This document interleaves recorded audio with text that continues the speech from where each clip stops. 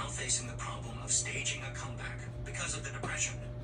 And I speak from personal experience when I say, I know these earnest people would welcome the opportunity to tell you their problems and to receive your suggestions for the solution. You know the problems of those who face the necessity of beginning all over again.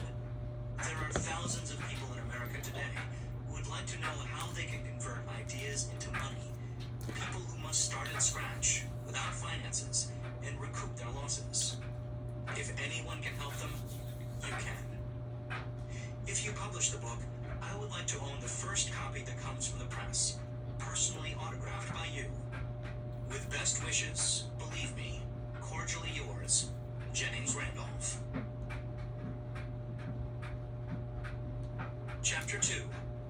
Desire. The starting point of all achievement.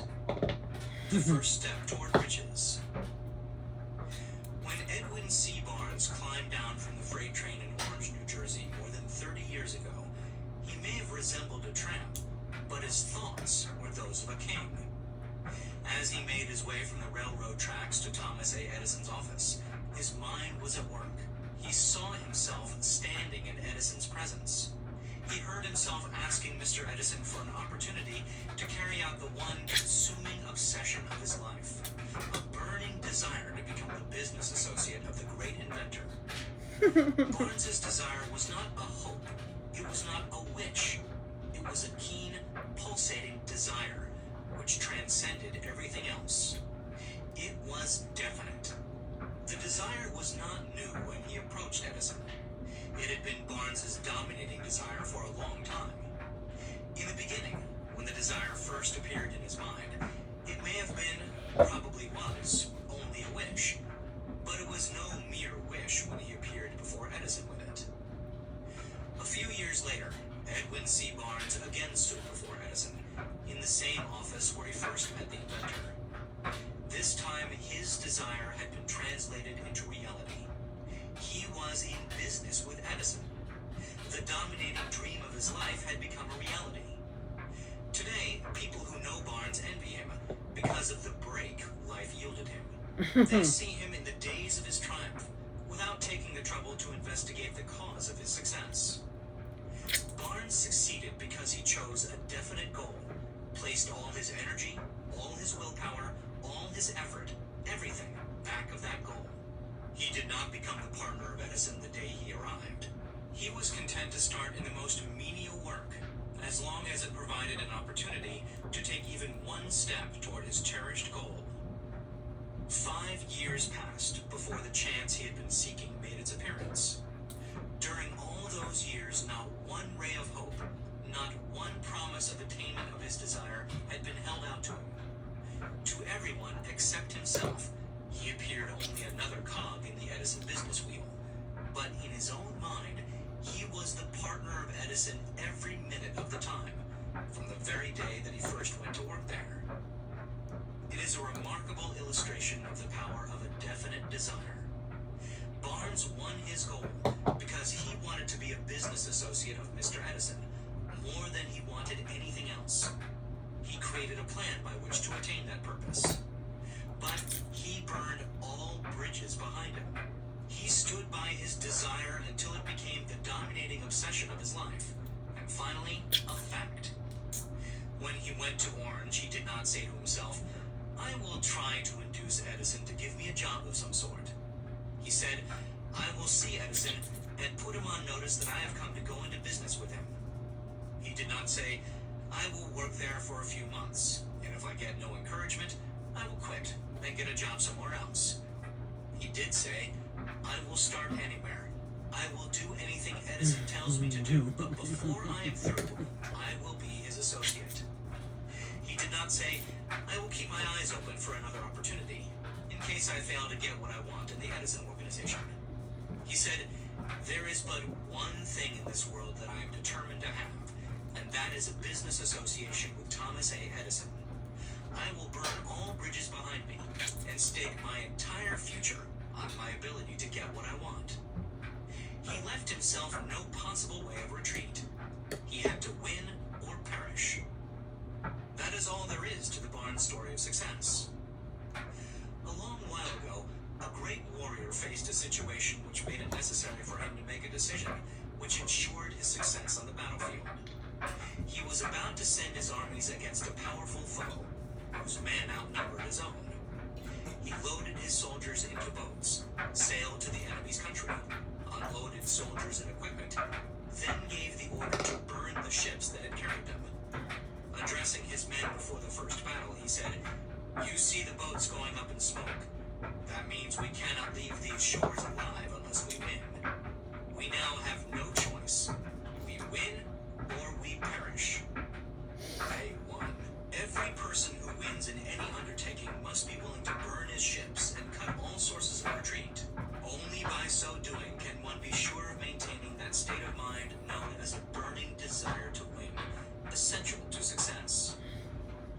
The morning after the Great Chicago Fire, a group of merchants stood on State Street, looking at the smoking remains of what had been their stores. They went into a conference to decide if they would try to rebuild, or leave Chicago and start over in a more promising section of the country. They reached a decision, all except one, to leave Chicago. The merchant who decided to stay and rebuild pointed a finger at the remains of his store and said, "Gentlemen, on that very spot I will build the world's greatest store, no matter how many times it may burn down." That was more than 50 years ago. The store was built. It stands there today, a towering monument to the power of that state of mind known as a burning desire. The easy thing for Marshall Field to have done would have been exactly what his fellow merchants did. When the going was hard and the future looked dismal, they pulled up and went where the going seemed easier. Mark well this difference between Marshall Field and the other merchants, because it is the same difference which distinguishes Edwin C. Barnes from thousands of other young men who have worked in the Edison organization. It is the same difference which distinguishes practically all who succeed from those who fail. Every human being who reaches the age of understanding of the purpose of money wishes for it. Wishing will not bring riches, but desiring riches with a state of mind that becomes an obsession, then planning definite ways and means to acquire riches, and backing those plans with persistence, which does not recognize failure, will bring riches. The method by which desire for riches can be transmuted into its financial equivalent consists of 6 definite practical steps, viz. First, fix in your mind the exact amount of money you desire. It is not sufficient merely to say, "I want plenty of money." Be definite as to the amount. There is a psychological reason for definiteness, which will be described I as want a $500,000 portfolio by June 6th, 2024. Come on, if you guys have goals, say them too. Third, establish a definite date when you intend to possess the money you desire. Don't forget the date. Create a definite plan for carrying out your What's desire. that? And begin at once, whether you are ready or not, to put this plan into action. Fifth, write out a clear, concise statement of the amount of money you intend to acquire. Name the time limit for its acquisition. State what you intend to give in return for the money, and describe clearly the plan through which you intend to accumulate it. Sixth, read your written statement aloud, twice daily, once just before retiring at night, and once after arising in the morning. As you read, see and feel and believe yourself already in possession of the money. It is important that you follow the instructions described in these 6 steps. It is especially important that all you observe 6. and follow the instructions in the 6th paragraph. You may complain that it is impossible for you to see yourself in possession of the money before you actually have it. No, it isn't. Here is where a burning desire will come to your aid. If you truly desire money so keenly that your desire is an obsession, you will have no difficulty in convincing yourself that you will acquire it. The object is to want money, and to become so determined to have it that you convince yourself you will have it. Only those who become money conscious ever accumulate great riches. Money consciousness means that the mind has become so thoroughly saturated with the desire for money that one can see oneself already in possession of it. To the uninitiated, who has not been schooled in the working principles of the human mind,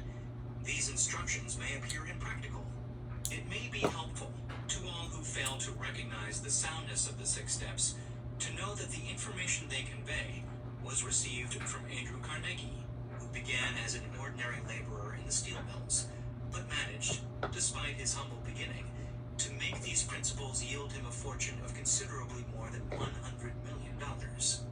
It may be of further help to know that the 6 steps here recommended were carefully scrutinized by the late Thomas A. Edison, who placed his stamp of approval upon them as being not only the steps essential for the accumulation of money, but necessary for the attainment of any definite goal. The steps call for no hard labor. They call for no sacrifice. They do not require one to become ridiculous or credulous. To apply them calls for no great amount of education. But the successful application of these 6 steps does call for sufficient imagination to enable one to see and to understand that accumulation of money cannot be left to chance, good fortune, and luck. One must realize that all who have accumulated great fortunes first did a certain amount of dreaming, hoping, wishing, desiring, and planning before they acquired money.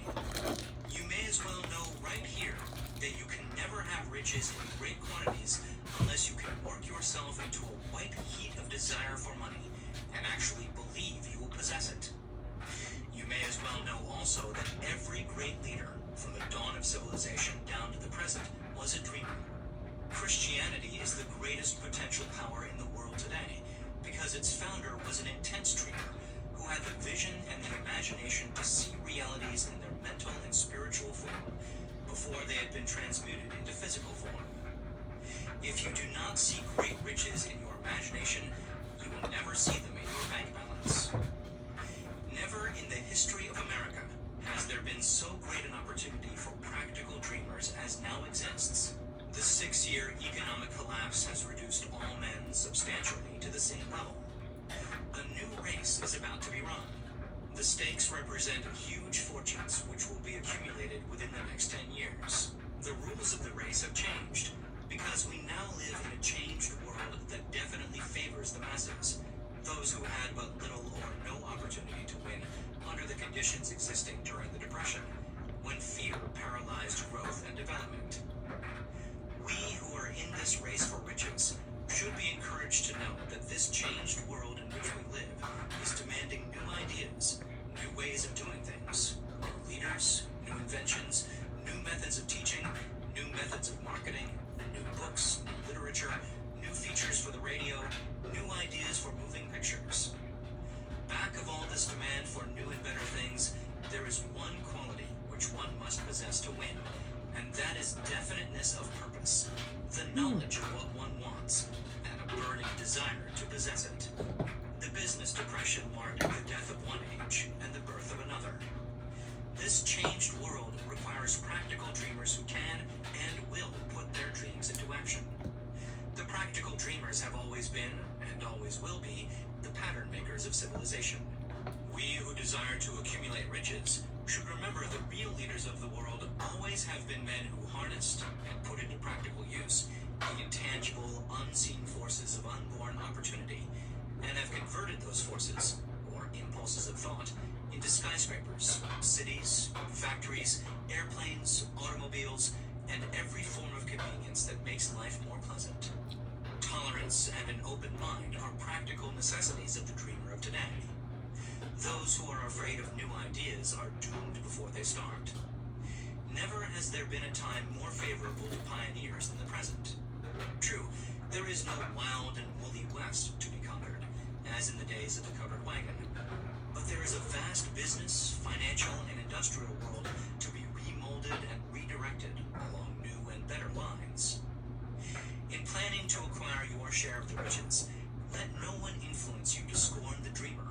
To win the big stakes in this changed world, you must catch the spirit of the great pioneers of the past, whose dreams have given to civilization all that it has of value. The spirit which serves as the lifeblood of our own country, your opportunity and mine, to develop and market our talents. Let us not forget, Columbus dreamed of an unknown world, staked his life on the existence of such a world, and discovered it. Copernicus, the great astronomer, dreamed of a multiplicity of worlds and revealed them. No one denounced him as impractical after he had triumphed.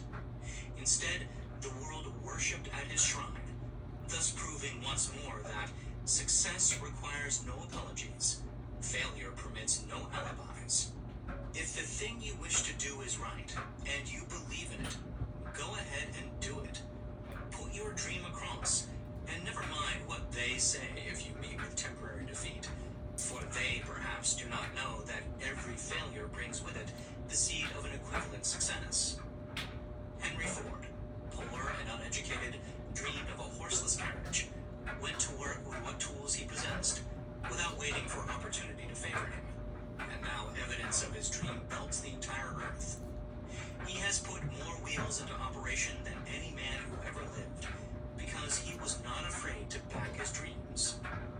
Thomas Edison dreamed of a lamp that could be operated by electricity, began where he stood to put his dream into action, and despite more than 10,000 failures, he stood by that dream until he made it a physical reality. Practical dreamers do not quit. Whalen dreamed of a chain of cigar stores, transformed his dream into action, and now the United Cigar Stores occupy the best corners in America. Lincoln dreamed of freedom for the black slaves, put his dream into action, and barely missed living to see a united North and South translate his dream into reality. The Wright brothers dreamed of a machine that would fly through the air. Now one may see evidence all over the world that they dreamed soundly. Marconi dreamed of a system for harnessing the intangible forces of the ether. Evidence that he did not dream in vain may be found in every wireless and radio in the world. Moreover, Marconi's dream brought the humblest cabin and the most stately manor house side by side. It made the people of every nation on earth backdoor neighbors. It gave the President of the United States a medium by which he may talk to all the people of America at one time and on short notice.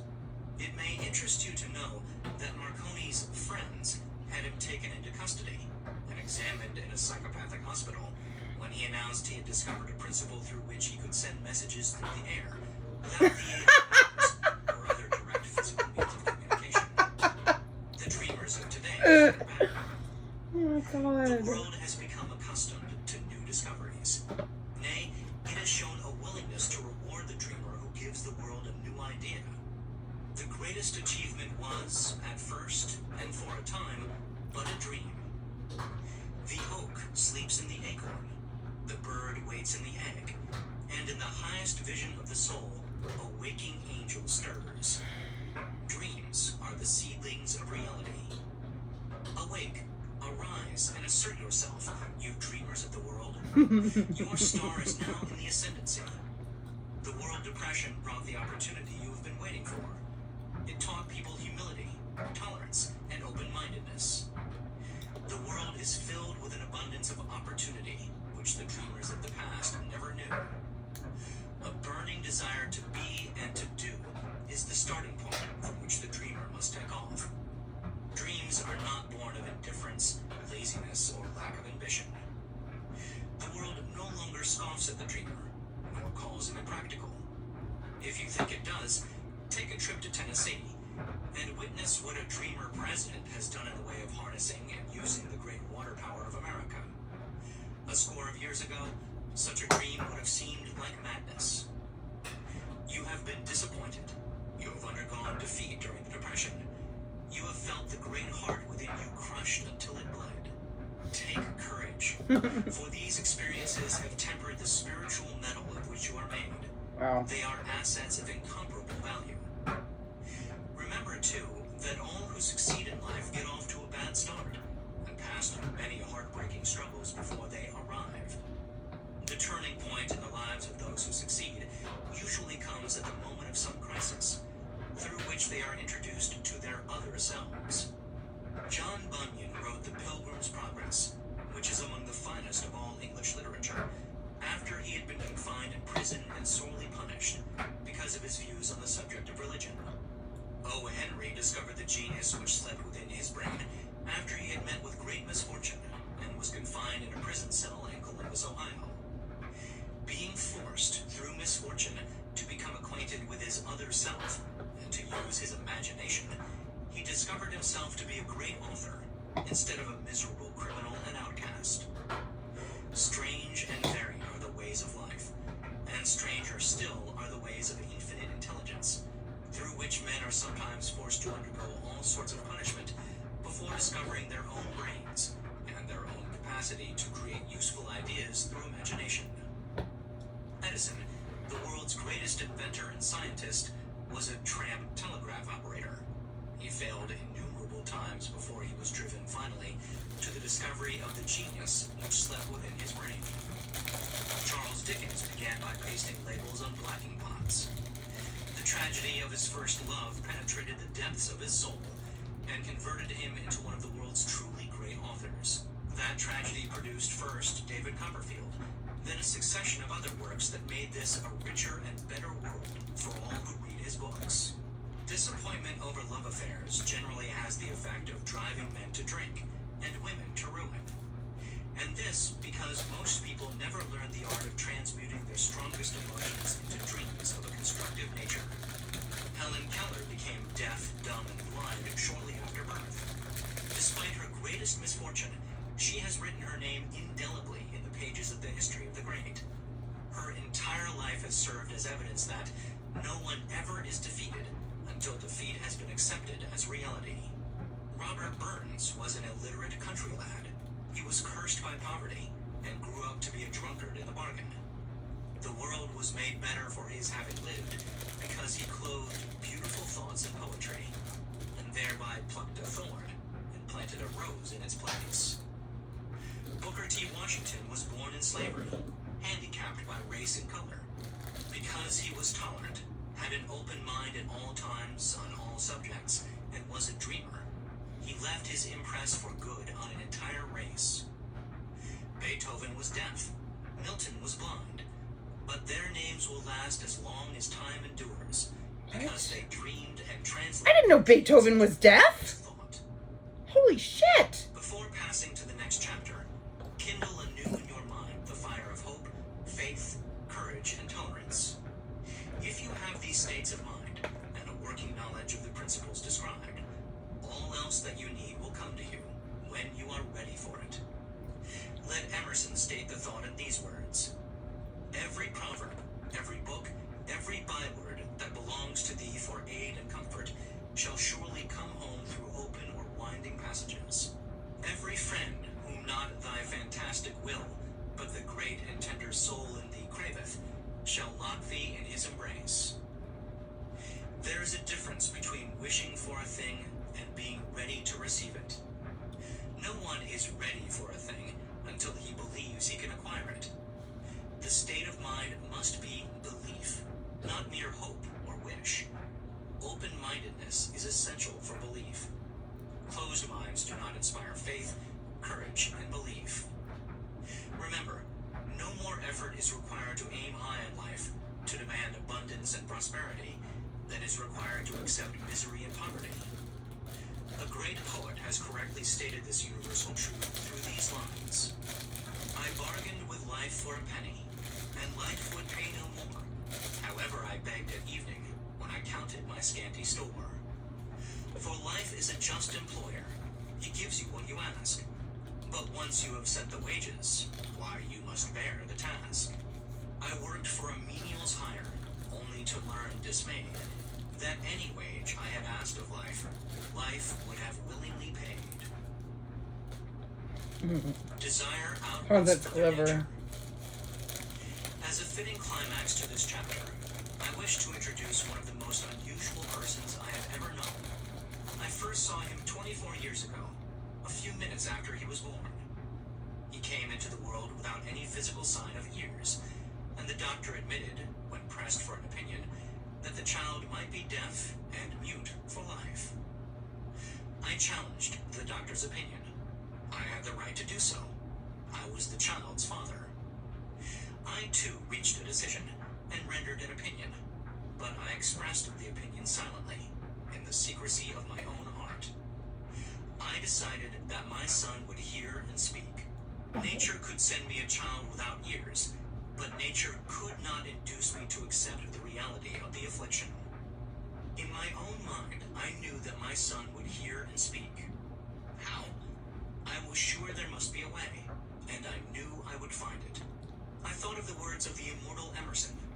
The whole course of things goes to teach us faith.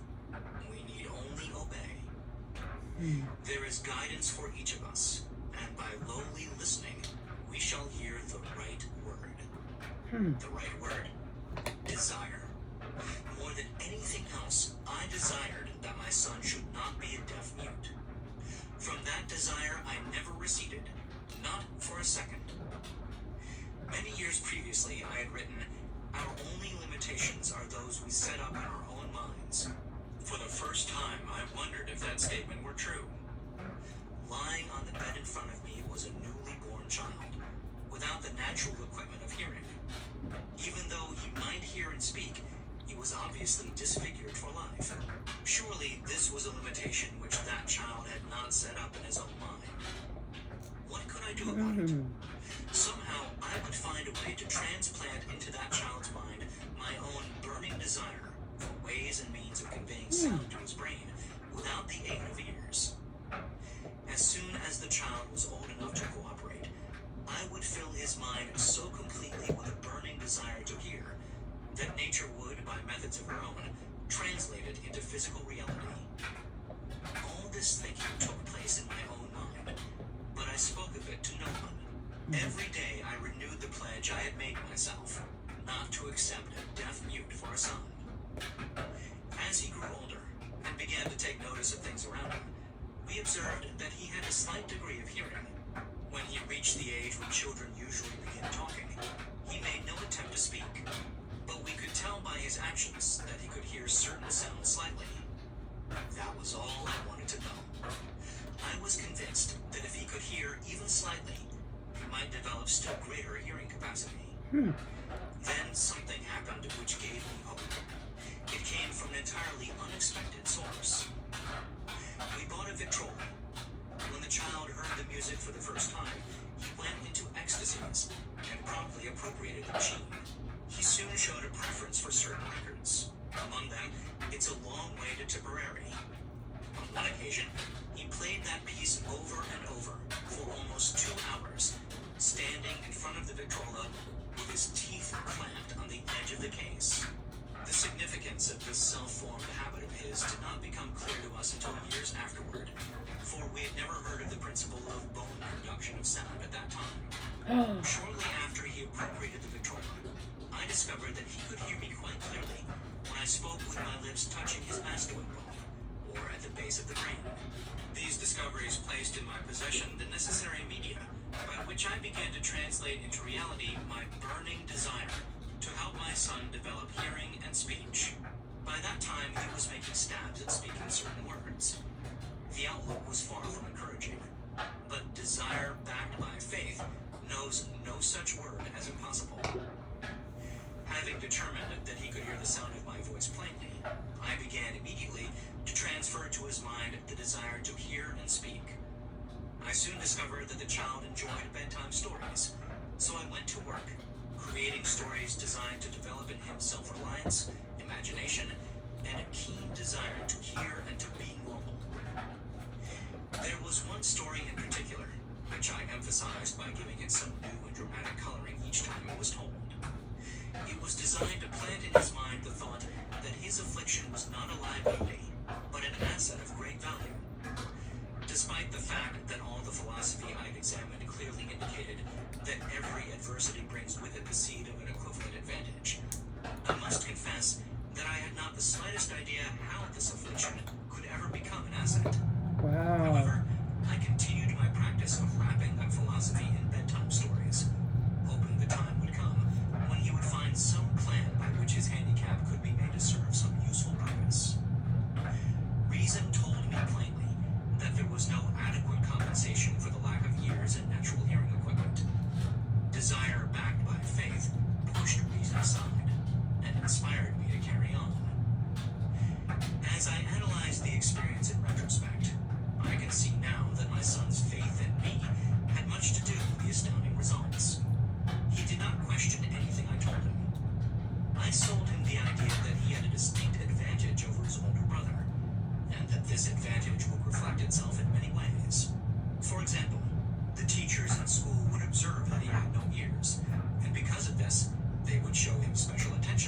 He had no treated with ears. extraordinary kindness. They always did. His mother saw to that by visiting the teachers and arranging with them to give the child the extra attention necessary. I sold him the idea, too, that when he became old enough to sell newspapers, his older brother had already become a newspaper merchant, he would have a big advantage over his brother, for the reason that people would pay him extra money for his wares, because they could see that he was a bright, industrious boy, despite the fact he had no ears. Holy We shit. could notice that gradually the child's hearing was improving. Moreover, he had not the slightest tendency to be self-conscious because of his affliction. When he was about 7, he showed the first evidence that our method of servicing his mind was bearing fruit. For several months, he begged for the privilege of selling newspapers, but his mother would not give her consent. She was afraid that his deafness made it unsafe for him to go on the street alone. Finally, he took matters in his own hands. One afternoon, when he was left at home with the servants, he climbed through the kitchen window, shinnied to the ground, and set out on his own. He borrowed 6 cents in capital from the neighborhood shoemaker, invested in the papers, sold out, reinvested, and kept repeating until late in the evening. After balancing his accounts and paying back the 6 cents he had borrowed from his banker, he had a net profit of 42 cents. When we got home that night, we found him in bed asleep, with the money tightly clenched in his hand. His mother opened his hand, removed the coins, and cried. Of all things, crying over her son's first victory seemed so inappropriate. My reaction was the reverse. I laughed heartily, for I knew that my endeavor to plant in the child's mind an attitude of faith in himself had been successful. His mother saw in his first business venture a little deaf boy who had gone out in the streets and risked his life to earn money. I saw a brave, ambitious, self-reliant little businessman whose stock in himself had been increased 100% because he had gone into business on his own initiative and had won. The transaction pleased me because I knew that he had given evidence of a trait of resourcefulness that would go with him all through life. Later events proved this to be true. When his older brother wanted something, he would lie down on the floor, kick his feet in the air, cry for it, and get it. Oh my God. When the little deaf boy wanted something, he would plan a way to earn the money, then buy it for himself. He still follows that plan. Truly, my own son has taught me that handicaps can be converted into stepping stones, on which one may climb towards some worthy goal, unless they are accepted as obstacles and used as alibis. The little deaf boy went through the grades, high school, and college without being able to hear his teachers, excepting when they shouted loudly at close range. He did not go to a school for the deaf. We would not permit him to learn the sign language. We were determined that he should live a normal life and associate with normal children, and we stood by that decision, although it cost us many heated debates with school officials. While he was in high school, he tried an electrical hearing aid, but it was of no value to him, due, we believed, to a condition that was disclosed when the child was 6 by Dr. J. Gordon Wilson of Chicago, when he operated on one side of the boy's head and discovered that there was no sign of natural hearing equipment. During his last week in college, 18 years after the operation, something happened which marked the most important turning point of his life. Through what seemed to be mere chance, he came into possession of another electrical hearing device, which was sent to him on trial. He was slow about testing it, due to his disappointment with a similar device. Finally, he picked the instrument up, and more or less carelessly, placed it on his head, hooked up the battery, and lo, as if by a stroke of magic, his lifelong desire for normal hearing became a reality. For the first time in his life, he heard practically as well as any person with normal hearing. God moves in mysterious ways, his wonders to perform. Overjoyed because of the changed world which had been brought to him through his hearing device, he rushed to the telephone, called his mother, and heard her voice perfectly. The next day, he plainly heard the voices of his professors in class, for the first time in his life. Previously, he could hear them only when they shouted at short range. He heard the radio. He heard the talking pictures. For the first time in his life, he could converse freely with other people, without without the necessity of their having to speak loudly. Truly, he had come into possession of a changed world. We had refused to accept nature's error, and by persistent desire, we had induced nature to correct that error through the only practical means available. Desire had commenced to pay dividends, but the victory was not yet complete. The boy still had to find a definite and practical way to convert his handicap into an equivalent asset. Hardly realizing the significance of what had already been accomplished, but intoxicated with the joy of his newly discovered world of sound, he wrote a letter to the manufacturer of the hearing aid, enthusiastically describing his experience. Something in his letter, something perhaps which was not written on the lines, but back of them, caused the company to invite him to New York. When he arrived, he was escorted through the factory, and while talking with the chief engineer, telling him about his changed world, a hunch, an idea, or an inspiration, call it what you wish, flashed into his mind. It was this impulsive thought which converted his affliction into an asset, destined to pay dividends in both money and happiness to thousands for all time to come. The sum and substance of that impulsive thought was this. It occurred to him that he might be of help to the millions of deafened people who go through life without the benefit of hearing devices, if he could find a way to tell them the story of his changed world. Then and there, he reached a decision to devote the remainder of his life to rendering useful service to the hard of hearing. For an entire month, he carried on an intensive research, during which he analyzed the entire marketing system of the manufacturer of the hearing device, and created ways and means of communicating with the hard of hearing all over the world, for the purpose of sharing with them his newly discovered, changed world. When this was done, he put in writing a 2-year plan based upon his findings. When he presented the plan to the company, he was instantly given a position for the purpose of carrying out his ambition. Little did he dream when he went to work that he was destined to bring hope and practical relief to thousands of deafened people who, without his help, would have been doomed forever to deaf mutism. Shortly after he became associated with the manufacturer of his hearing aid, he invited me to attend a class conducted by his company for the purpose of teaching deaf mutes to hear and to speak. I had never heard of such a form of education. Therefore, I visited the class skeptical but hopeful that my time would not be entirely wasted. Here I saw a demonstration which gave me a greatly enlarged vision of what I had done to arouse and keep alive in my son's mind the desire for normal hearing. I saw deaf mutes actually being taught to hear and to speak through application of the selfsame principle I had used more than 20 years previously in saving my son from deaf mutism. Thus, through some strange turn of the wheel of fate, my son Blair and I have been destined to aid in correcting deaf mutism for those as yet unborn, because we are the only living human beings, as far as I know, who have established definitely the fact that deaf mutism can be corrected to the extent of restoring to normal life those who suffer with this affliction. It has been done for one, it will be done for others. There is no doubt in my mind that Blair would have been a deaf mute all his life if his mother and I had not managed to shape his mind as we did. The doctor who attended at his birth told us, confidentially, the child might never hear or speak. A few weeks ago, Dr. Irving Voorhees, a noted specialist on such cases, examined Blair very thoroughly. He was astounded when he learned how well my son now hears and speaks, and said his examination indicated that, theoretically, the boy should not be able to hear at all.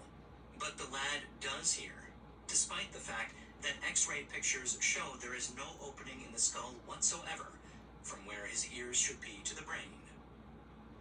When I planted in his mind the desire to hear and talk and live as a normal person, there went with that impulse some strange influence which caused nature to become bridge builder and span the gulf of silence between his brain and the outer world, by some means which the keenest medical specialists have not been able to interpret.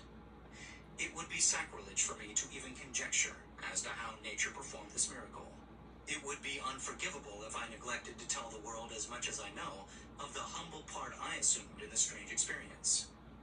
It is my duty and a privilege to say I believe, and not without reason, that nothing is impossible to the person who backs desire with a enduring faith. Wow. Verily, a burning desire has devious ways of transmuting itself into its physical equivalent. Blair desired normal hearing. Now he has it. He was born with a handicap which might easily have sent one with a less defined desire to the street with a bundle of pencils and a tin cup. That handicap now promises to serve as the medium by which he will render useful service to many millions of hard of hearing, also to give him useful employment at adequate financial compensation the remainder of his life. The little white lies I planted in his mind when he was a child, by leading him to believe his affliction would become a great asset, which he could capitalize, has justified itself. Verily, there is nothing, right or wrong, which belief plus burning desire cannot make real. These qualities are free to everyone. In all my experience in dealing with men and women who had personal problems, I never handled a single case which more definitely demonstrates the power of desire. Authors sometimes make the mistake of writing of subjects of which they have but superficial or very elementary knowledge.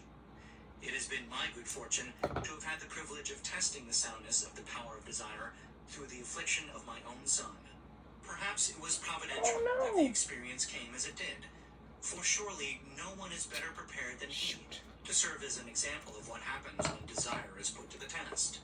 If Mother Nature bends to the will of desire, is it logical that mere men can defeat a burning desire?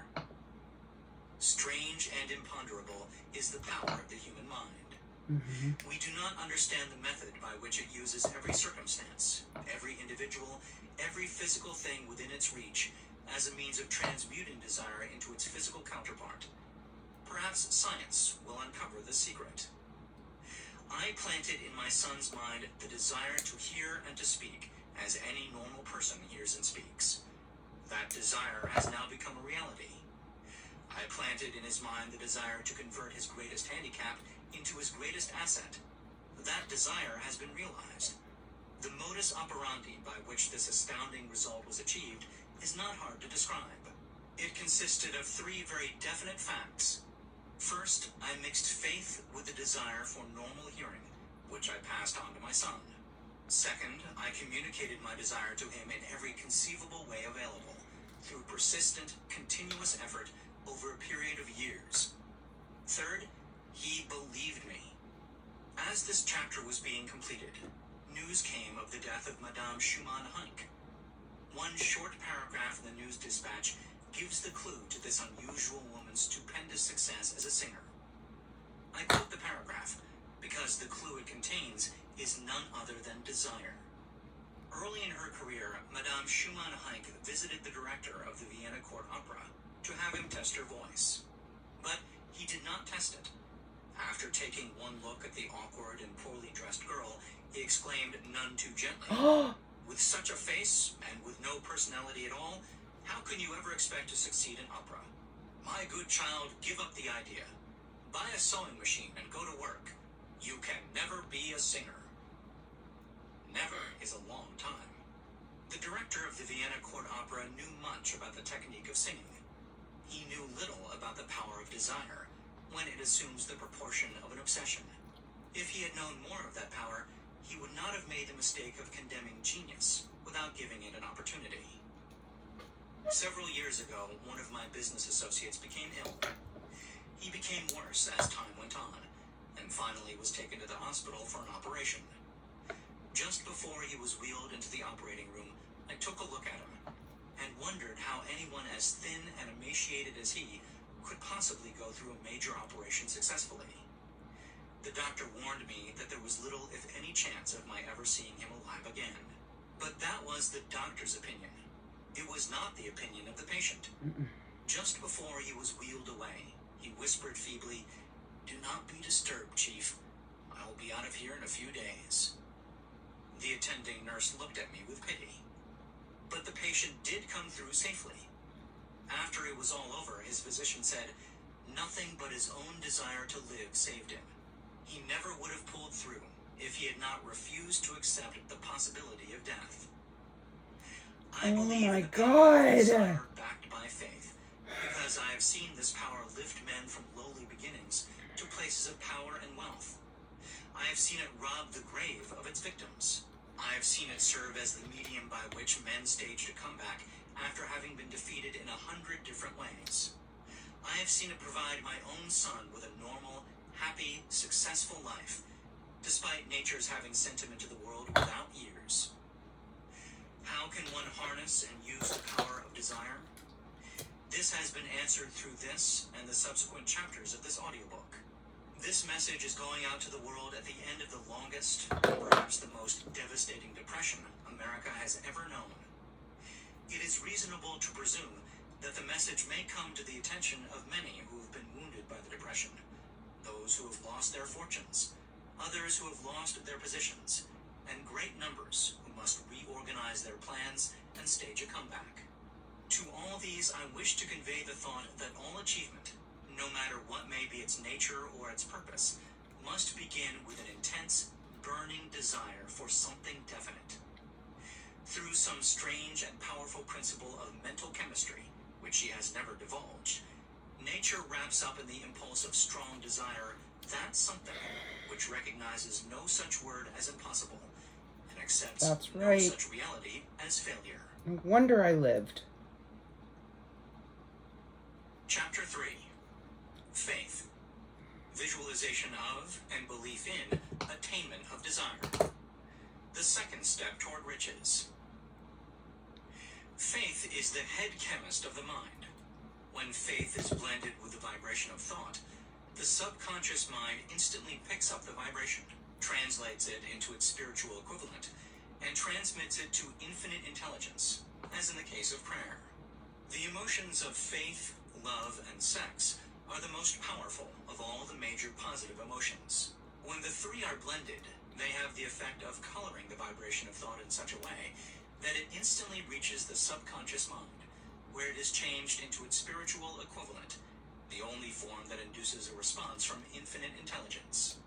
Love and faith are psychic, related to the spiritual side of man. Sex is purely biological and related only to the physical. The mixing or blending of these three emotions has the effect of opening a direct line of communication between the finite thinking mind of man and infinite intelligence. How to develop faith. There comes now a statement which will give a better understanding of the importance the principle of autosuggestion assumes in the transmutation of desire into its physical or monetary equivalent. Namely, faith is a state of mind which may be induced or created by affirmation or repeated instructions to the subconscious mind through the principle of autosuggestion. As an illustration, consider the purpose for which you are presumably listening to this audiobook. The object is, naturally, to acquire the ability to transmute the intangible thought impulse of desire into its physical counterpart, money. By following the instructions laid down in the chapters on autosuggestion and the subconscious mind, as summarized in the chapter on autosuggestion, you may convince the subconscious mind that you believe you will receive that for which you ask. Yep, and it I will believe act it. upon that belief, I which believe your it. subconscious mind passes back to you in the form of faith, followed by definite plans for procuring that which you desire. The method by which one develops faith, where it does not already exist, is extremely difficult to describe. Almost as difficult, in fact, as it would be to describe the color of red to a blind man who has never seen color, and has nothing with which to compare what you describe to him. Faith is a state of mind which you may develop at will, after you have mastered the 13 principles, because it is a state of mind which develops voluntarily, through application and use of these principles. Repetition of affirmation of orders to your subconscious mind is the only known method of voluntary development of the emotion of faith. Perhaps the meaning may be made clearer through the following explanation as to the way men sometimes become criminals. Stated in the words of a famous criminologist, when men first come into contact with crime, they abhor it. If they remain in contact with crime for a time, they become accustomed to it and endure it. If they remain in contact with it long enough, they finally embrace it and become influenced by it. This is the equivalent of saying that any impulse of thought which is repeatedly passed on to the subconscious mind is finally accepted and acted upon by the subconscious mind, which proceeds to translate that impulse into its physical equivalent, by the most practical procedure available. In connection with this, consider again the statement, all thoughts which have been emotionalized, given feeling, and mixed with faith, begin immediately to translate themselves into their physical equivalent or counterpart. The emotions, or the feeling portion of thoughts, are the factors which give thoughts vitality, life, and action. The emotions of faith, love, and sex, when mixed with any thought impulse, give it greater action than any of these emotions can do singly. Not only thought impulses which have been mixed with faith, but those which have been mixed with any of the positive emotions, or any of the negative emotions, may reach and influence the subconscious mind. From this statement, you will understand that the subconscious mind will translate into its physical equivalent a thought impulse of a negative or destructive nature, just as readily as it will act upon thought impulses of a positive or constructive nature. This accounts for the strange phenomenon which so many millions of people experience, referred to as misfortune or bad luck. There are millions of people who believe themselves doomed to poverty and failure because of some strange force over which they believe they have no control. They are the creators of their own misfortunes because of this negative belief, which is picked up by the subconscious mind and translated into its physical equivalent. This is an appropriate place at which to suggest again that you may benefit, by passing on to your subconscious mind, any desire which you wish translated into its physical or monetary equivalent in a state of expectancy or belief that the transmutation will actually take place. Your belief or faith is the element which determines the action of your subconscious mind. There is nothing to hinder you from deceiving your subconscious mind when giving it instructions through autosuggestion, as I deceived my son's subconscious mind. To make this deceit more realistic, conduct yourself just as you would if you were already in possession of the material thing which you are demanding when you call upon your subconscious mind.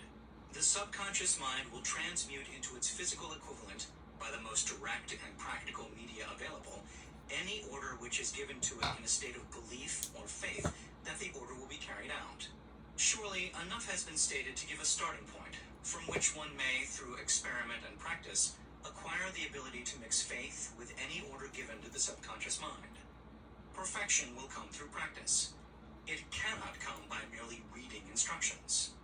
If it be true that one may become a criminal by association with crime, and this is a known fact, it is equally true that one may develop faith by voluntarily suggesting to the subconscious mind that one has faith. The mind comes finally to take on the nature of the influences which dominate it. Understand this truth, and you will know why it is essential for you to encourage the positive emotions as dominating forces of your mind. Yes. And discourage and eliminate negative emotions. A mind dominated by positive emotions becomes a favorable abode for the state of mind known as faith. A mind so dominated may, at will, give the subconscious mind instructions, which it will accept and act upon immediately. Faith is a state of mind which may be induced by autosuggestion. All down the ages, the religionists have admonished struggling humanity to have faith in this, that, and the other dogma or creed, but they have failed to tell people how to have faith. They have not stated that faith is a state of mind, and that it may be induced by self-suggestion. In language which any normal human being can understand, we will describe all that is known about the principle through which faith may be developed, where it does not already exist. Have faith in yourself, faith in the infinite.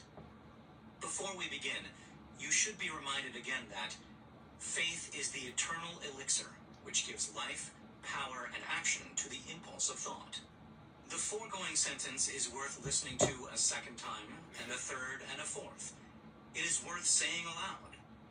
Faith is the starting point of all accumulation of riches. Faith is the basis of all miracles, and all mysteries which cannot be analyzed by the rules of science. Faith is the only known antidote for failure. Faith is the element, the chemical, which, when mixed with prayer, gives one direct communication with infinite intelligence. Faith is the element which transforms the ordinary vibration of thought, created by the finite mind of man, into the spiritual equivalent. Faith is the only agency agency through which the cosmic force of infinite intelligence can be harnessed and used by man. Every one of the foregoing statements is capable of proof. The proof is simple and easily demonstrated. It is wrapped up in the principle of autosuggestion. Let us center our attention, therefore, upon the subject of self-suggestion and find out what it is and what it is capable of achieving. It is a well-known fact that one comes finally to believe whatever one repeats to oneself, whether the statement be true or false. If a man repeats a lie over and over, he will eventually accept the lie as truth. Moreover, he will believe it to be the truth. Every man is what he is because of the dominating thoughts which he permits to occupy his mind. Thoughts which a man deliberately places in his own mind and encourages with sympathy, and with which he mixes any one or more of the emotions, constitute the motivating forces which direct and control his every movement, act, and deed. Comes now a very significant statement of truth. Thoughts which are mixed with any of the feelings of emotions constitute a magnetic force which attracts, from the vibrations of the ether, other similar or related thoughts. A thought thus magnetized with emotion may be compared to a seed which, when planted in fertile soil, germinates, grows, and multiplies itself over and over again, until that which was originally one small seed becomes countless millions of seeds of the same brand. The ether is a great cosmic mass of eternal forces of vibration. It is made up of both destructive vibrations and constructive vibrations. It carries at all times vibrations of fear, poverty, disease, failure, misery, and vibrations of prosperity, health, success, and happiness, just as surely as it carries the sound of hundreds of orchestrations of music and hundreds of human voices, all of which maintain their own individuality and means of identification through the medium of radio. From the great storehouse of the ether, the human mind is constantly attracting vibrations which harmonize with that which dominates the human mind. Any thought, idea, plan, or purpose which one holds in one's mind attracts, from the vibrations of the ether, a host of its relatives, adds these relatives to its own force, and grows until it becomes the dominating, motivating master of the individual in whose mind it has been housed. Now, let us go back to the starting point and become informed as to how the original seed of an idea, plan, or purpose may be planted in the mind. The information is easily conveyed. Any idea, plan, or purpose may be placed in the mind through repetition of thought. This is why you are asked to write out a statement of your major purpose, or definite chief aim, commit it to memory, and repeat it in audible words day after day, until these vibrations of sound have reached your subconscious mind. We are what we are because of the vibrations of thought which we pick up and register through the stimuli of our daily environment. Resolve to throw off the influences of any unfortunate environment and to build your own life to order. Taking inventory of mental assets and liabilities, you will discover that your greatest weakness is lack of self-confidence. This handicap can be surmounted and timidity translated into courage through the aid of the principle of autosuggestion.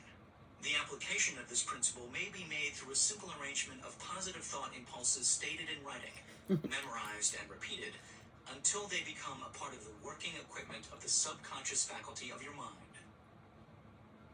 Self-confidence formula. First, I know that I have the ability to achieve the object of my definite purpose in life. Therefore, I demand of myself persistent, continuous action toward its attainment, and I here and now promise to render such action.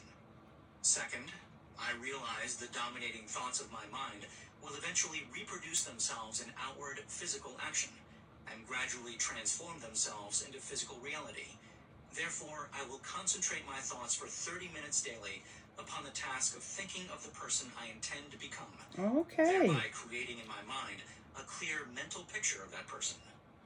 Third, I know through the principle of autosuggestion, any desire that I persistently hold in my mind will eventually seek expression through some practical means of attaining the object back of it.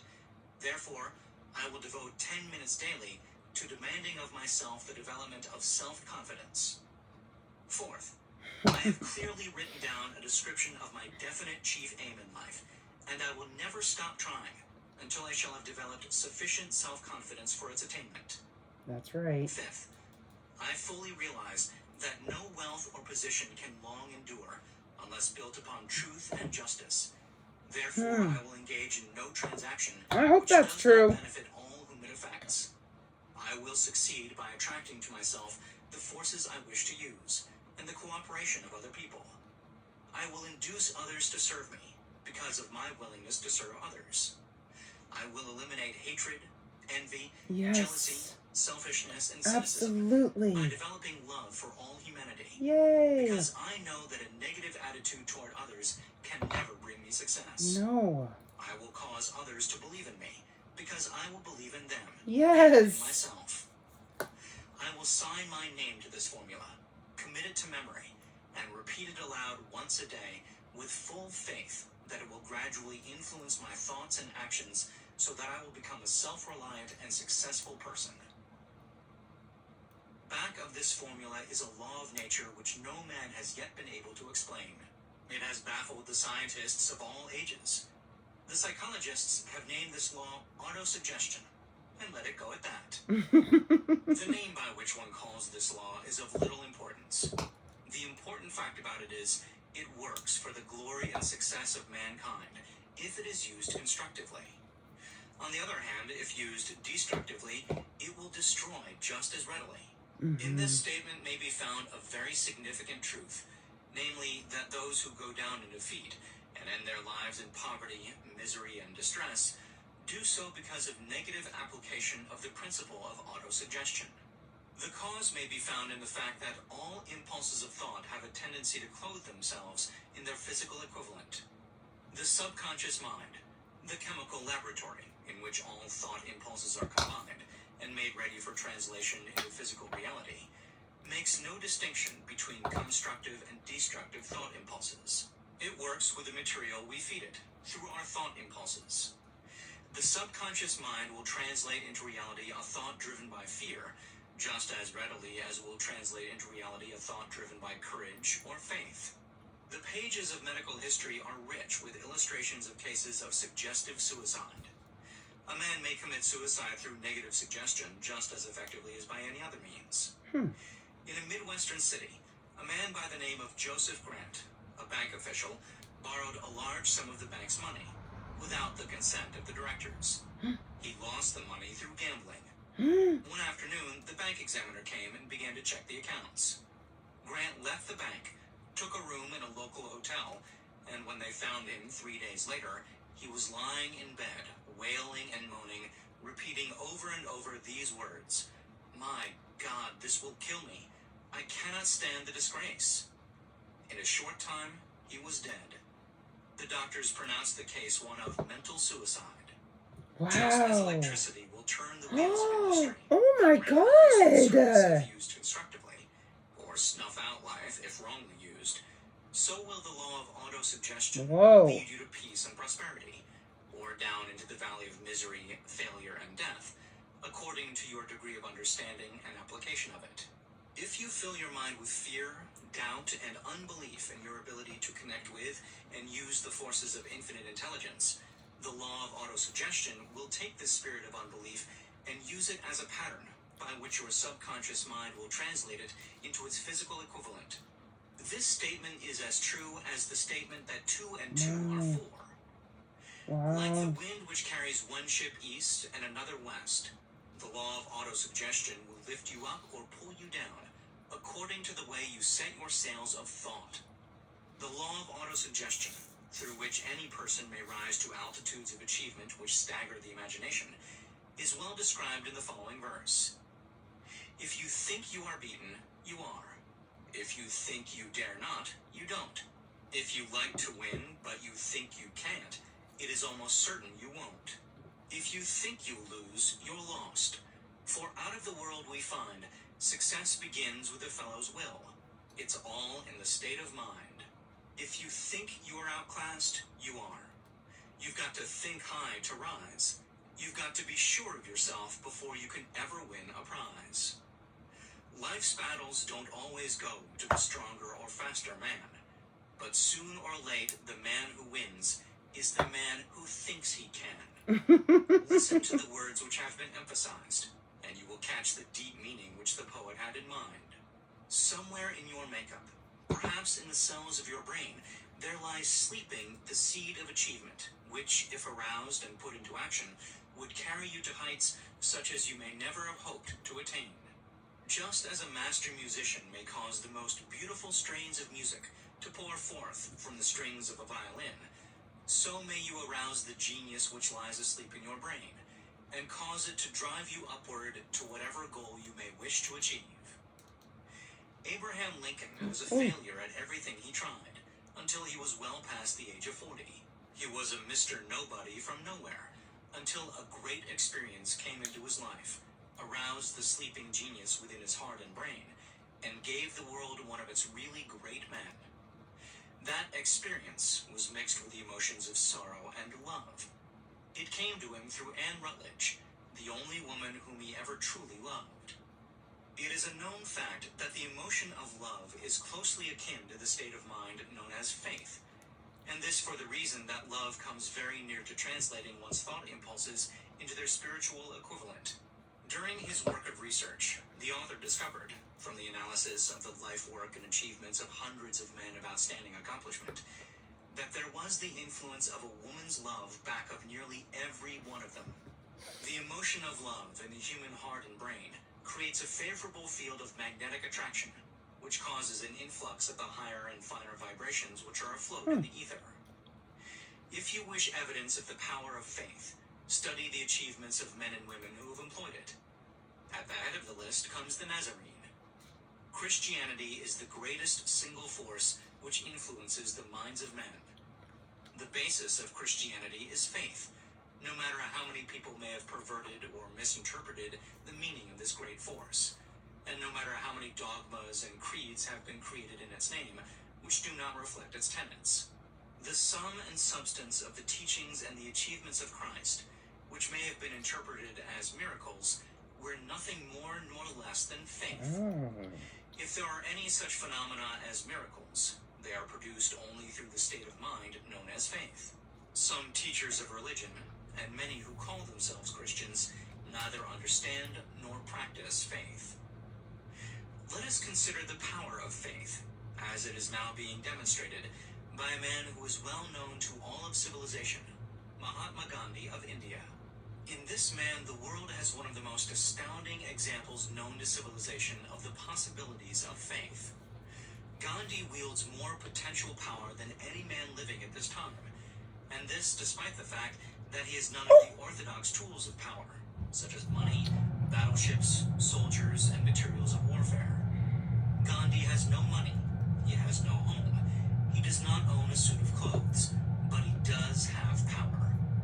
How does he come by that power? He created it out of his understanding of the principle of faith, and through his ability to transplant that faith into the minds of 200 million people. Gandhi has accomplished, through the influence of faith, that which the strongest military power on earth could not and never will accomplish through soldiers and military equipment. He has accomplished the astounding feat of influencing 200 million minds to coalesce and move in unison as a single mind.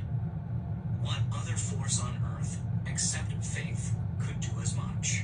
There will come a day when employees as well as employers will discover the possibilities of faith. That day is dawning. The whole world has had ample opportunity during the recent business depression to witness what the lack of faith will do to business. Surely civilization has produced a sufficient number of intelligent human beings to make use of this great lesson which the depression has taught the world. During this depression, the world had evidence in abundance that widespread fear will paralyze the wheels of industry and business. Out of this experience will arise leaders in business and industry who will profit by the example which Gandhi has set for the world, and they will apply to business the same tactics which he has used in building the greatest following known in the history of the world. These leaders will come from the rank and file of the unknown men who now labor in the steel plants, the coal mines, the automobile factories, and in the small towns and cities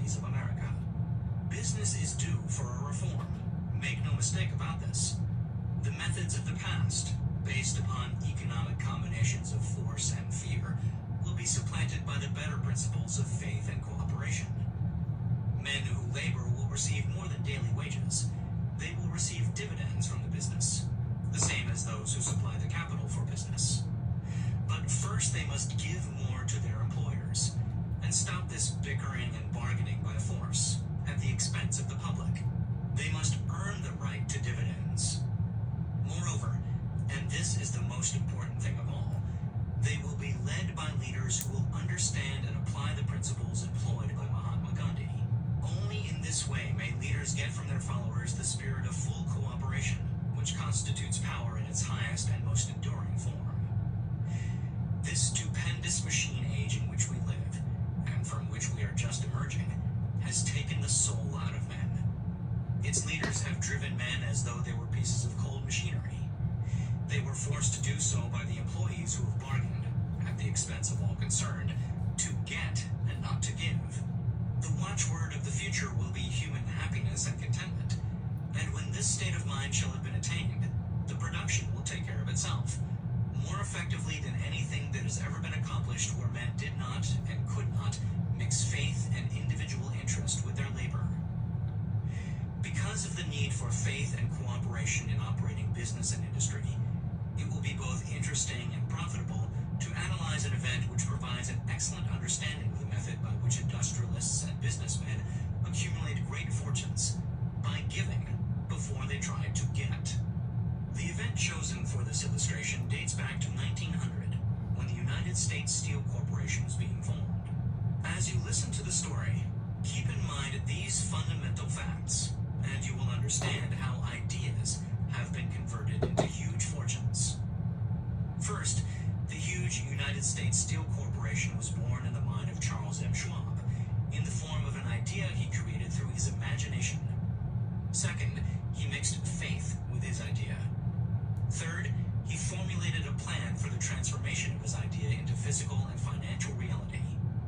Fourth, he put his plan into action with his famous speech at the University Club. Fifth, he applied and followed through on his plan with persistence. And freaking Surrey scared me. Until it had been fully carried out. Yikes. Sixth, he prepared the way for success by a burning desire for success. If you are one of those who have often wondered how great fortunes are accumulated, this story of the creation of the United States Steel Corporation will be enlightening. If you have any doubt that man can think and grow rich, this story should dispel that doubt, because you can plainly see in the story of the United States Steel the application of a major portion of the 13 principles described in this audiobook. This astounding description of the power of an idea was dramatically told by John Lowell in the New York World Telegram, with whose courtesy it is here reprinted. A pretty after-dinner speech for $1 billion. When, on the evening of December 12th, 1900, some 80 of the nation's financial nobility gathered in the banquet hall of the University Club on Fifth Avenue to do honor to a young man from out of the West, not half a dozen of the guests realized they were to witness the most significant episode in American industrial history. J. Edward Simmons and Charles Stuart Smith, their hearts full of gratitude for the lavish hospitality bestowed on them by Charles M. Schwab during a recent visit to Pittsburgh, had arranged the dinner to introduce the 38-year-old steel man to Eastern Banking Society. But they didn't expect him to stampede the convention. They warned him, in fact, that the bosoms within New York's stuffed shirts would not be responsive to oratory, and that if he didn't want to bore the Steelmans and Harrimans and Vanderbilts, he had better limit himself to 15 or 20 minutes of polite vaporings and let it go at that. Even John Pierpont Morgan, sitting on the right hand of Schwab as became his imperial dignity, intended to grace the banquet table with his presence only briefly. And so far as the press and public were concerned, the whole affair was of so little moment that no mention of it found its way into print the next day. So the two hosts and their distinguished guests ate their way through the usual 7 or 8 courses. There was little conversation, and what there was of it was restrained. Few of the bankers and brokers had met Schwab, whose career had flowered along the banks of the Monongahela, and none knew him well. But before the evening was over, they, and with them Money Master Morgan, were to be swept off their feet, and $1 billion baby, the United States Steel Corporation, was to be conceived. It is perhaps unfortunate, for the sake of history, that no record of Charlie Schwab's speech at the dinner ever was made. He repeated some parts of it at a later date during a similar meeting of Chicago bankers. And still later, when the government brought suit to dissolve the Steel Trust, he gave his own version, from the witness stand, of the remarks that stimulated Morgan into a frenzy of financial activity. It is probable, however, that it was a homely speech, somewhat ungrammatical, for the niceties of language never bothered Schwab, full of epigram and threaded with wit. But aside from that, it had a galvanic force and effect upon the $5 billion of estimated capital that was represented by the diners. After it was over, and the gathering was still under its spell, although Schwab had talked for 90 minutes, Morgan led the orator to a recessed window, where, dangling their legs from the high, uncomfortable seat, they talked for an hour more. The magic of the Schwab personality had been turned on full force, but what was more important and lasting was the full-fledged, clear-cut program he laid down for the aggrandizement of steel. Many other men had tried to interest Morgan in slapping together a steel trust after the pattern of the biscuit, wire and hoop, sugar, rubber, whiskey, oil, or chewing gum combinations. John W. Gates, the gambler, had urged it, but Morgan distrusted him. The Moore boys, Bill and Jim, Chicago's stock jobbers who had glued together a match trust and a cracker corporation, had urged it and failed. Albert H. Gary, the sanctimonious country lawyer, wanted to foster it, but he wasn't big enough to be impressive. Until Schwab's eloquence took J.P. Morgan to the heights from which he could visualize the solid results of the most daring financial undertaking ever conceived, the project was regarded as a delirious dream of easy money crackpots. The financial magnetism that began a generation ago to attract thousands of small and sometimes inefficiently managed companies into large and competition-crushing combinations had become operative in the steel world through the devices of that jovial business pirate John W. Gates. Gates already had formed the American Steel and Wire Company out of a chain of small concerns, and together with Morgan had created the Federal Steel Company. The National Tube and American Bridge Companies were two more Morgan concerns, and the Moore brothers had forsaken the match and cookie business to form the American Group, tin plate, steel hoop, sheet steel, and the National Steel Company. Ow!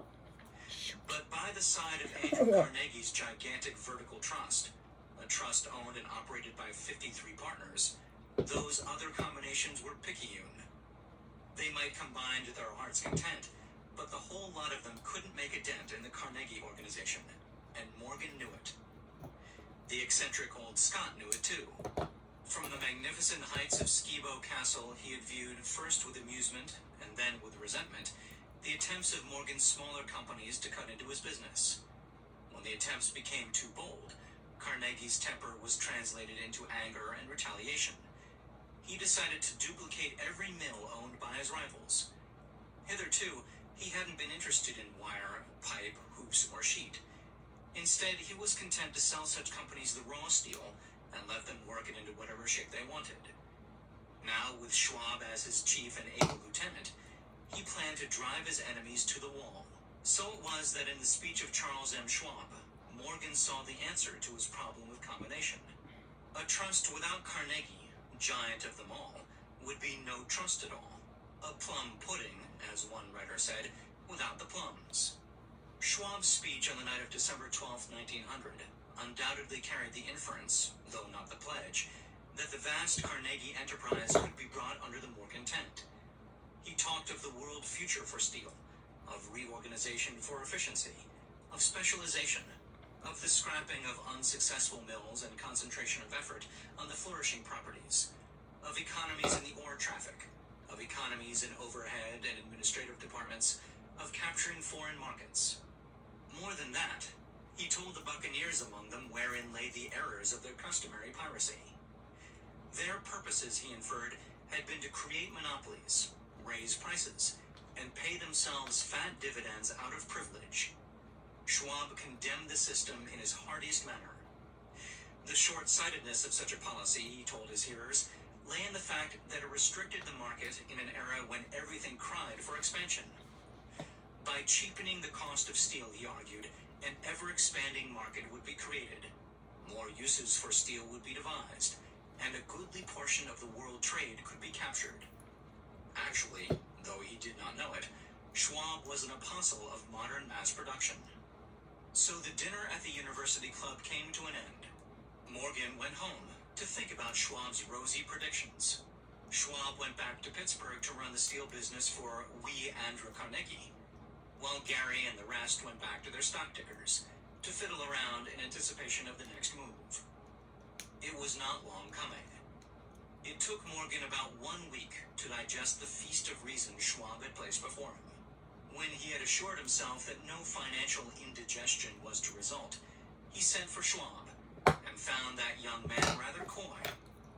Mr. Carnegie, Schwab indicated, might not like it if he found his trusted company president had been flirting with the Emperor of Wall Street, the street upon which Carnegie was resolved never to tread. Then it was suggested by John W. Gates, the go-between, that if Schwab happened to be in the Bellevue Hotel in Philadelphia, J.P. Morgan might also happen to be there. When Schwab arrived, however, Morgan was inconveniently ill at his New York home. And so, on the elder man's pressing invitation, Schwab went to New York and presented himself at the door of the financier's library. Now, certain economic historians have professed the belief that from the beginning to the end of the drama, the stage was set by Andrew Carnegie, that the dinner to Schwab, the famous speech, the Sunday night conference between Schwab and the Money King were events arranged by the canny Scot. The truth is exactly the opposite.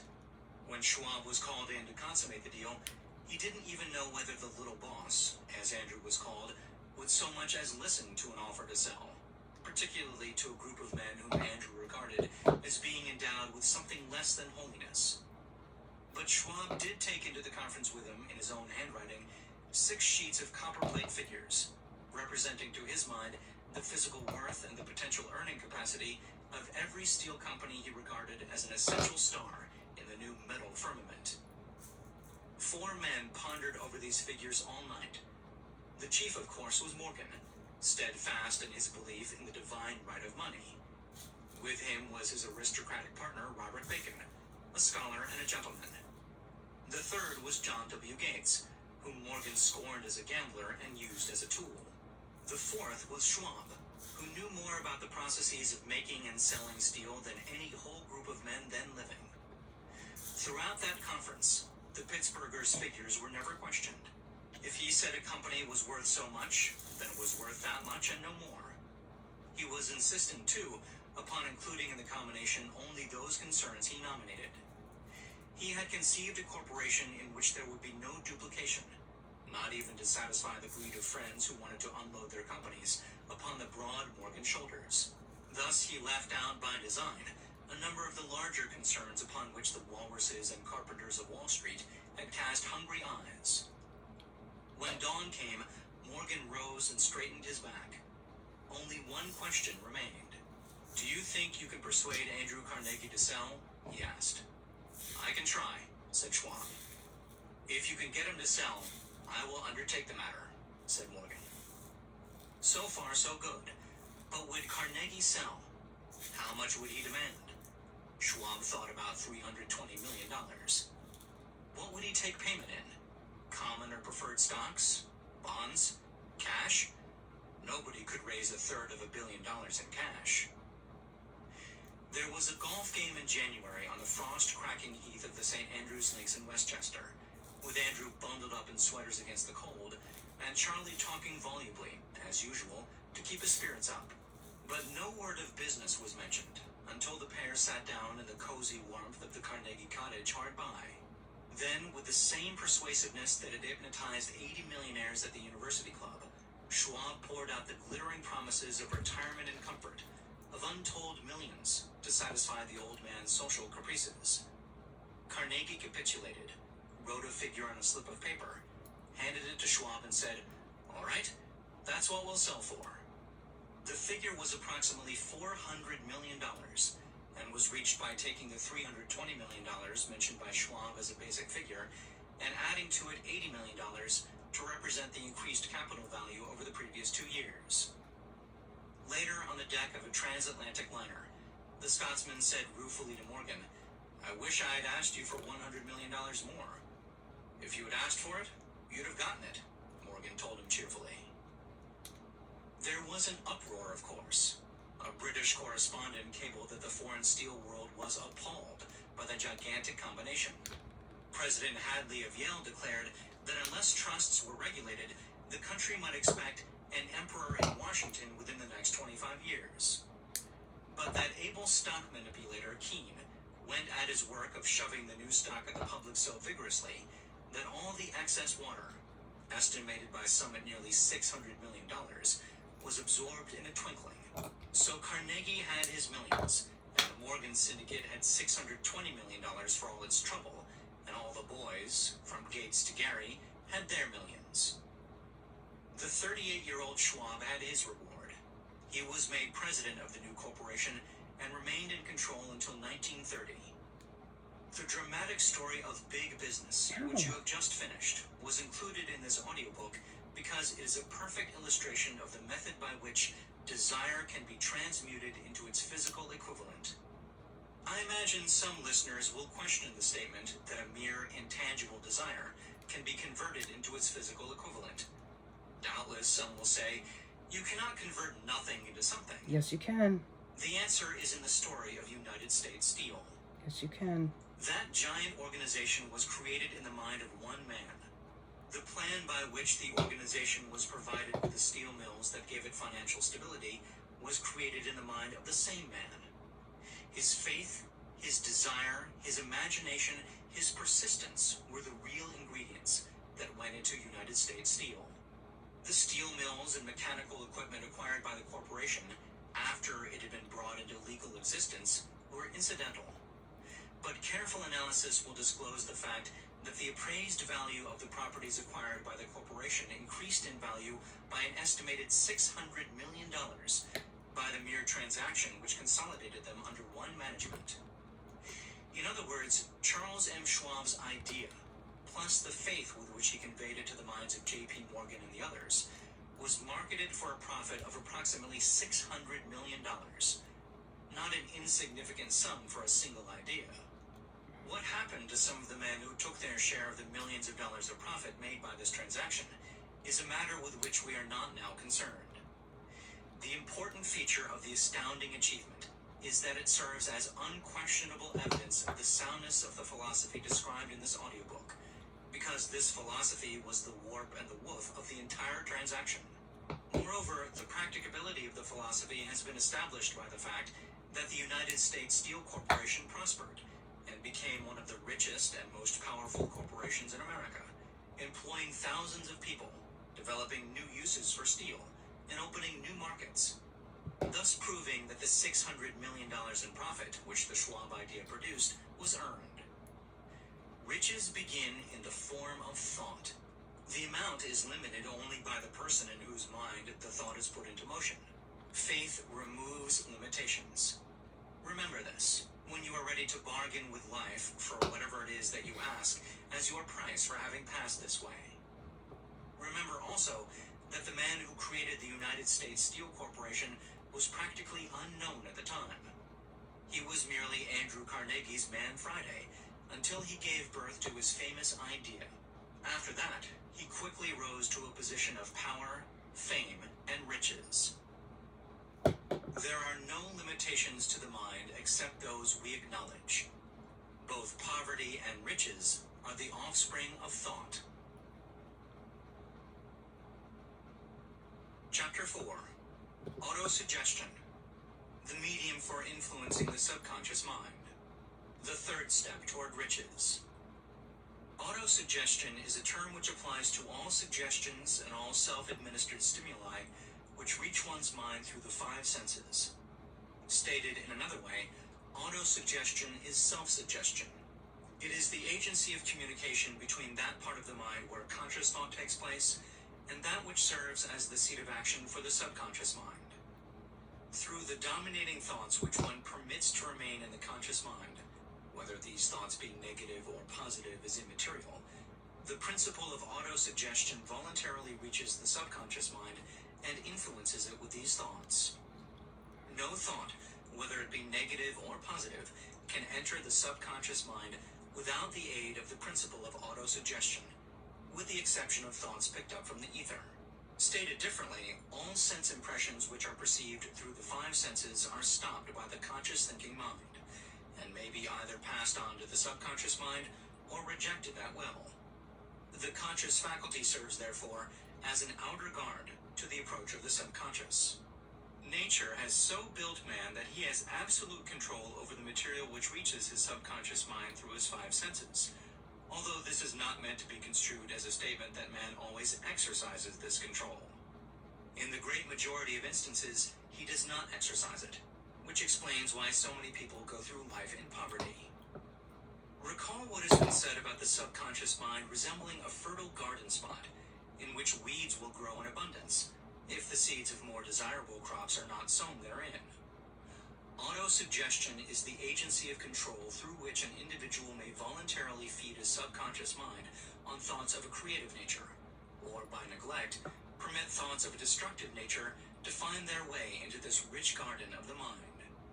You are instructed, in the last of the 6 steps described in the chapter on desire, to read aloud twice daily the written statement of your desire for money, and to see and feel yourself already in possession of the money. By following these instructions, you communicate the object of your desire directly to your subconscious mind in a spirit of absolute faith. Through repetition of this procedure, you voluntarily create thought habits which are favorable to your efforts to transmute desire into its monetary equivalent. Go back to these 6 steps described in Chapter 2, and listen to them again very carefully before you proceed further. Then, when you come to it, listen very carefully to the 4 instructions for the organization of your mastermind group, described in the chapter on organized planning. By comparing these 2 sets of instructions with that which has been stated on autosuggestion, you of course will see that the instructions involve the application of the principle of autosuggestion. Remember, therefore, when reading aloud the statement of your desire, through which you are endeavoring to develop a money consciousness, that the mere reading of the words is of no consequence unless you mix emotion or feeling with your words. If you repeat 1,000,000 times the famous Emile Coué formula, day by day, in every way, I am getting better and better, without mixing emotion and faith with your words, you will experience no desirable results. Your subconscious mind recognizes and acts upon only thoughts which have been well mixed with emotion or feeling. This is a fact of such importance as to warrant repetition in practically every chapter, because the lack of understanding of this is the main reason the majority of people who try to apply the principle of autosuggestion get no desirable results. Plain, unemotional words do not influence the subconscious mind. You will get no appreciable results until you learn to reach your subconscious mind with thoughts or spoken words which have been well emotionalized with belief. Do not become discouraged if you cannot control and direct your emotions the first time you try to do so. Remember, there is no such possibility as something for nothing. Ability to reach and influence your subconscious mind has its price, and you must pay that price. You cannot cheat, even if you desire to do so. The price of ability to influence your subconscious mind is everlasting persistence in applying the principles described here. You cannot develop the desired ability for a lower price. You and you alone must decide whether or not the reward for which you are striving, the money consciousness, is worth the price you must pay for it in effort. Wisdom and cleverness alone will not attract and retain money except in a few very rare instances, where the law of averages favors the attraction of money through these sources. The method of attracting money described here does not depend upon the law of averages. Moreover, the method plays no favorites. It will work for one person as effectively as it will for another. Where failure is experienced, it is the individual, not the method, which has failed. If you try and fail, make another effort, and still another, until you succeed. Your ability to use the principle of autosuggestion will depend very largely upon your capacity to concentrate upon a given desire until that desire becomes a burning obsession. When you begin to carry out the instructions in connection with the 6 steps described in the 2nd chapter, it will be necessary for you to make use of the principle of concentration. Let us here offer suggestions for the effective use of concentration. When you begin to carry out the first of the 6 steps, which instructs you to fix in your own mind the exact amount of money you desire, hold your thoughts on that amount of money by concentration or fixation of attention with your eyes closed until you can actually see the physical appearance of the money. Do this at least once each day. As you go through these exercises, follow the instructions given in the chapter on faith and see yourself actually in possession of the money. Here is a most significant fact. The subconscious mind takes any orders given it in a spirit of absolute faith and acts upon those orders, although the orders often have to be presented over and over again through repetition before they are interpreted by the subconscious mind. Following the preceding statement, consider the possibility of playing a perfectly legitimate trick on your subconscious mind by making it believe, because you believe it, that you must have the amount of money you are visualizing. Okay. That this money is already awaiting your claim. That the subconscious mind must hand over to you practical plans for acquiring the money which is yours. Hand over the thoughts suggested in the preceding paragraph to your imagination and see what your imagination can or will do to create practical plans for the accumulation of money through transmutation of your desire. Do not wait for a definite plan through which you intend to exchange services or merchandise in return for the money you are visualizing. Okay. But begin at once to see yourself in possession of the money, demanding and expecting, meanwhile, that your subconscious mind will hand over the plan